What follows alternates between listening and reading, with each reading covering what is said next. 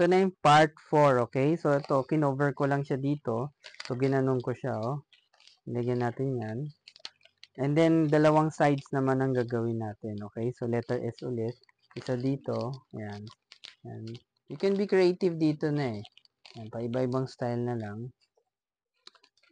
Yan, pagandahan na lang din. And then, check nyo lang sa YouTube, di ba? Okay na? Yan.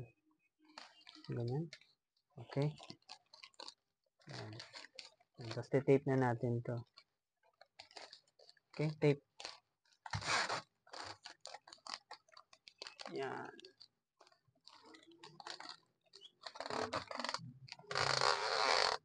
Okay. Cut. Yan. Tapos, habaan nyo lang yung tape nyo para hindi yan. Tapos, lalagyan na lang natin dito. Yan. Tapos, make sure, mas maganda kung makapal yung ano nyo para hindi malipis yung pagkaka-cover. Ano, dalawang half dito. Saan na next? Dito. Dito.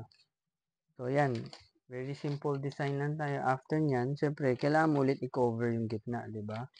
So, parang letter V ulit siya. Parang gano'n, no? So, yan. Cover mo lang siya pag gano'n. Yan. Tapos, tape na natin. Sa mga naghahanap ng floral form, yan, yellow basket lang lahat or TikTok shop. Kung mga, ito naman, two-tone wrapper ang tawag dito. So, lahat yan sa yellow basket lang, okay? Yan. Sige. Yan, okay.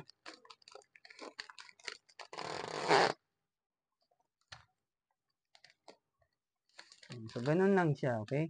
After niya, siyempre may tape pa rin, di ba? Ribbon naman ang next nun. Yan. So, gagawa lang kayo ng ribbon. Gaganon-ganon nyo lang siya. Nilalagyan ng ribbon dito. Tapos, pwede na siya, ayun, no? Yan, pwede na siya, di ba? Ganda na natignan, no?